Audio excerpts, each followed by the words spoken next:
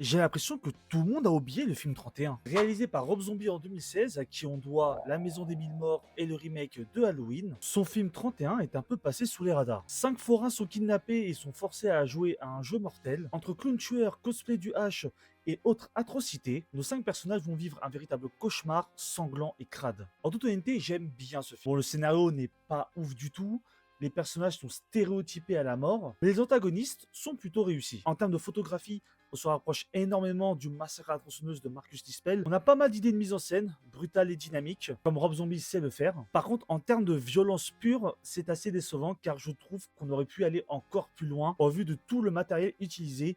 Je pense qu'on aurait pu être un peu plus gore. Ce que je trouve dommage, c'est que les personnages ne sont pas développés. Même les organisateurs du jeu, au final, ils sont là, mais pas grand chose à savoir sur eux. Niveau bande son, c'est pas fou non plus. Il y a une seule musique qui m'a marqué, c'est Dream On de Aerosmith, qui est surtout utilisée pour le final du film, qui par contre est vraiment excellent, qui rajoute de l'intensité et de la tension dans cette scène. Donc pour moi, 31 est un bon film d'horreur. Il n'invente rien, il innove pas grand chose, mais il a la qualité d'être assez divertissant. Il est disponible en location sur Prime Video, et demain on parlera d'une adaptation d'un jeu d'horreur.